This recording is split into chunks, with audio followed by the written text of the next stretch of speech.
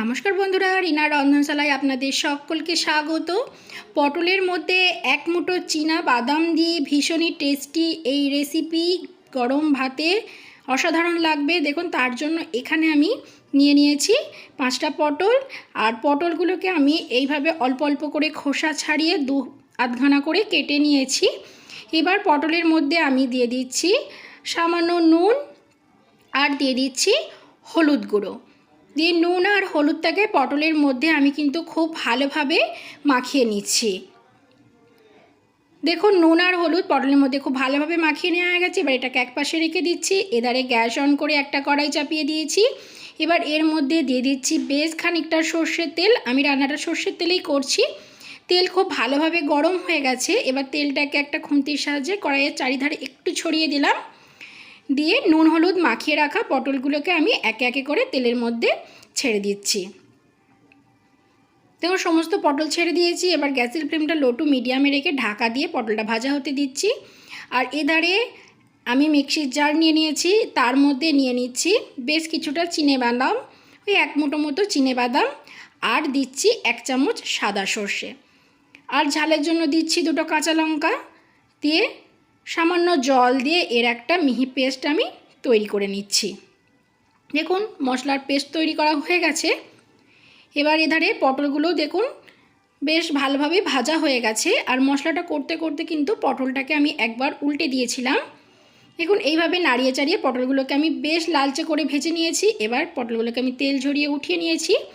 এবার ওই তেলের মধ্যেই দিয়ে দিচ্ছি সামান্য কালো জিরে ফোড়ন। দিয়ে ফোড়নটা একটু ভাজা ভাজা করে নিয়ে আমি দিয়ে দিচ্ছি মিডিয়াম সাইজের কুচিয়ে রাখা একটা পেঁয়াজ। আর দিয়ে দিচ্ছি একটা টমেটোটাকেও আমি ছোটো ছোটো করে কুচিয়ে নিয়েছি। আর তার সঙ্গে সামান্য নুন দিয়ে দিলাম, যাতে পেঁয়াজ আর টমেটো খুব তাড়াতাড়ি নরম হয়ে যায়। দিয়ে এবার নাড়িয়ে চাড়িয়ে পেঁয়াজ আর টমেটোটাকে খুব ভালোভাবে ভেজে নিচ্ছি। দেখুন, 2 মিনিট মতন সময় খুব ভালোভাবে ভেজে নিয়েছি। পেঁয়াজ আর টমেটো কিন্তু খুব ভালোভাবেই ভেজে নেওয়া হয়ে গেছে। এবার যে বাদাম আর সর্ষের পেস্টটা আমি করে রেখেছিলাম, সেই পেস্টটাকে আমি এর মধ্যে দিয়ে দিলাম। দিয়ে একটু নাড়িয়ে চাড়িয়ে দিচ্ছি। একটু নাড়িয়ে চাড়িয়ে দিয়েছি। এবার আমি এর মধ্যে দিয়ে দিচ্ছি স্বাদ অনুযায়ী নুন, হলুদ গুঁড়ো, লঙ্কা গুঁড়ো আর সামান্য একটু চিনি। দিয়ে সমস্ত কিছু দিয়ে খুব ভালো করে মিশিয়ে গ্যাসের ফ্লেমটা লো টু মিডিয়ামে রেখে মশলাটাকে আমি কষাতে থাকবো।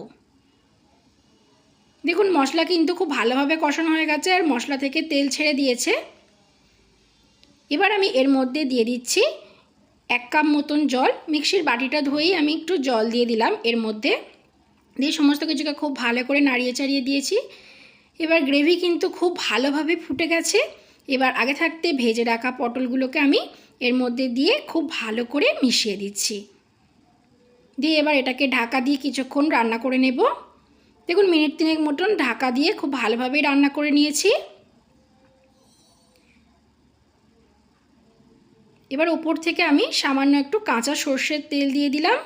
দিয়ে এটাকেও খুব ভালো করে আমি মিশিয়ে নিচ্ছি। তাহলেই তৈরি হয়ে যাবে আমাদের ইউনিক স্বাদের বাদাম দিয়ে পটলের এই রেসিপি। গরম ভাতে কিন্তু এটা খেতে অসাধারণ লাগে। তো বন্ধুরা, আমার এই রেসিপিটা কেমন লাগলো কমেন্টে অবশ্যই জানাবেন। ভিডিওটা ভালো লাগলে একটা লাইক করে চ্যানেলটাকে সাবস্ক্রাইব করে দেবেন। আজকের মতন এই পর্যন্তই। ভালো থাকবেন, সুস্থ থাকবেন। দেখা হবে আবার নতুন কোনো রেসিপিতে। ধন্যবাদ।